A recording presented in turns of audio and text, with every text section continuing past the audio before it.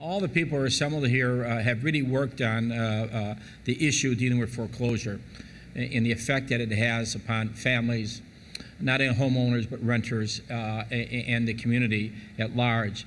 Before I talk about that, I want to thank Bernie Wong, Chinese American Service League. If you look at this community, historically, the Chinese community built America through their sweat and hard work and railroads. They're basically almost enslaved. They came here and they worked very hard.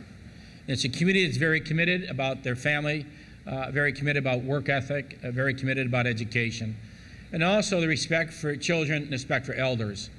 So we have a lot to learn. A lot of communities have a lot to learn. They should come right here and learn from them. How they work together, that doesn't mean there's not difference of opinion, but they really truly work together on behalf of the community. All aspects of every issue. They work with local, state, federal officials, doesn't matter if they're Democrats or Republicans, in regards to the community issues, which are really important. So there's a lot of life lessons right here. And the life lessons is that families is the key to a community. There's no other replacement, and that is a stronghold they have within their own community. If you take the public library here in the city of Chicago, just take, and that's why the expansion of the library is important, a new library, is how many people are using libraries. It's very interesting. Go around all the libraries, it's public record, to find out how many people use the libraries. You'll see. The highest percentage is right here, right on Wentworth Avenue. The highest percentage of people using libraries. And so another thing going on, how important education is, it's not just in the school, but it's also in the community and in the home. And so from my perspective, this is an example of community-based organizations that really work within the community, that really provide a lot of opportunities, and working with the business community, working with seniors, senior housing, working on early child education for families, working mothers is very important. As all of you know, the national home mortgage foreclosure is a crisis still going on, which is a direct result of the worst recession we have seen in 70 years. It continues to have huge effect upon working families throughout our country and the city and the metropolitan area. Although there are some hopeful signs in the economy, there are, every day we hear a little bit, the situation remains very troubling, and some experts foresee foreclosures continuing at a higher level, because now you have all those people who have been laid off, who are the middle class working, who have bought homes in the last 10 years. Now they've been laid off. Now how do they recover their mortgage, their utility bills? How do they recover their taxes and everything else going in? And so that's the other concern that all of us have here, not only in Chicago, but in the metropolitan area in the country. In Illinois, nearly 1 out of every 8 mortgages is delinquent or in foreclosure. In 2009, banks filed more than 22,000 foreclosure against Chicago homeowners. That means throughout Chicago, many homes and other property stand vacant today because of the recession. And you can drive, and you can go to a condo building, you'll see some vacant condos. You'll see single-family homes, 2 flats, 3 flats, and larger apartment buildings. The city of Chicago has some of the toughest local laws in the nation when it comes to requiring banks to maintain vacant properties they own as a result of foreclosure. And we've had a team. We've had from the building department, we've had from the police, the fire department, from the housing department. We brought all the agencies in looking at basically vacant and abandoned buildings and what we can do with those. And also looking at state and federal laws.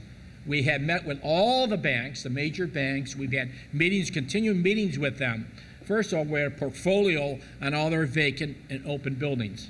Vacant buildings. And then we've turned how much that when we have a 911 response, fire, police department calls, or streets and sanitation, all that, we are basically billing them because it's cost taxpayers money for that vacant building.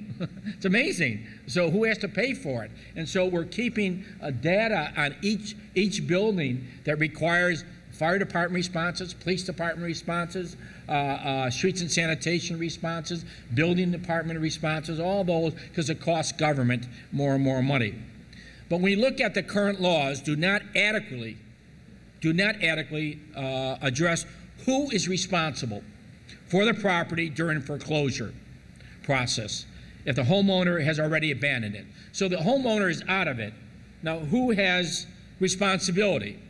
Last year, the City Department of Buildings spent nearly $7 million of your money, right here, taxpayers' money, securing and boarding, that means securing and boarding up vacant and abandoned properties to help keep our neighborhoods safe, because when you have one, it has a huge effect upon the values. When you have two or three, it has a huge effect. And so that costs $7 million, especially during these tough economic times when our city resources are strained.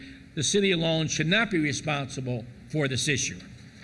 In my view, the banks that have a financial interest in a vacant home have a responsibility to make sure these properties are safe and maintained, that they don't become eyesores or worse, havens for crime and criminals. And we can see where gangs have taken over a building for gang headquarters, or for prostitution, or for parties, or for basically drug houses. And we've seen that time and time again, not only here, but throughout the country. That's why today we're calling on Springfield to enact legislation that will give the city the authority to hold the banks and other responsible parties liable for maintaining and securing vacant properties. We did not do this. City of Chicago did not do this, or the taxpayers did not do this. We're seeking state legislation to clarify when property is defined as abandoned, and that would be the definition. Our proposal would allow a bank to take legal ownership of a vacant property sooner, so it can be secured sooner. Some banks have specifically asked for this change because they said they don't have the legal responsibility to do it. Taken together, these proposals would clarify and ensure that there's always a responsible party who can be held accountable for a vacant property. Because when you go into court, no one's responsible. That's the thing we found. No one's responsible. The only thing is the taxpayers you pay for basically closing it up for a while, or maybe even tearing it down, demolish it. It's our responsibility to help families in their homes, work with lenders to create solutions that will protect our communities. If we don't continue to address this challenge, we face the prospect that whole blocks in many parts of our city may be at risk, threatening the economic future of many homeowners as well as the tax base of our city. Our entire city benefits when we work to prevent foreclosure and keep people in their homes. And that's why, in addition to the legislation I've spoken about at the state level, we've been working closely with Speaker Madigan. I want to thank Speaker Madigan, State Senator Jackie Collins, State Representative Andrew Tapita from the 32nd District is working very, very closely with us. Speaker Madigan's office helped us to identify potential opportunities to expand programs help homeowners avoid foreclosure. These include such things as requiring mediation prior to foreclosure, expanding homeowners' access to legal services, and education programs for homeowners facing foreclosure. At the same time, in Chicago, we have also introduced an ordinance to the City Council that would require banks to refund security deposits to renters when their buildings are lost to foreclosure. It wasn't their responsibility whatsoever, and we rethink that as very important. Finally, we have encouraged by the Obama administration in recent proposal to use $50 million in Troubled Asset Relief Program funds, the federal bailout money for the banks, to give short-term relief on mortgage payments to homeowners who have lost their jobs, which is very serious. As the administration recognizes, stabilizing the housing market is essential if you want to have a nation's economic recovery. You have to stabilize this, the housing market. These steps would build on many programs we have established already that have made Chicago the model among cities for foreclosure prevention and assistance. Right at this location, the Chinese American Service League provides valuable foreclosure prevention services for residents. We have anticipated this problem early on. As far as I'm aware, no other city or state has done a better job of addressing the challenge of helping people remain in their homes. For example, since 2003, our Home Ownership Preservation Initiative has prevented more than 2,800 foreclosures and counseled more than 13,500 residents. Since 2007, our borrower outreach days have given more than 4,800 homeowners the chance to sit down face-to-face with lending institutions and counselors to try to renegotiate their mortgage.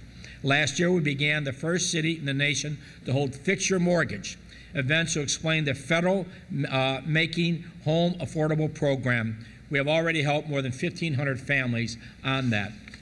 We are using $1.8 million in federal stimulus money to pay additional counseling and legal services for homeowners in their neighborhoods hardest hit by foreclosure. As we strengthen our city ordinance and successfully pursue changes in state law to help protect renters caught in the foreclosure process. Foreclosures have a devastating impact upon the families who are uprooted and on their neighborhoods, where vacant abandoned properties damage property values and unfortunately become magnets for crime. We have an obligation to address the changing needs of our people, and they continue to need a lot of help right now in the face of the epidemic of foreclosures. These proposals we're supporting would be a big step in the right direction in Springfield. Thank you very much.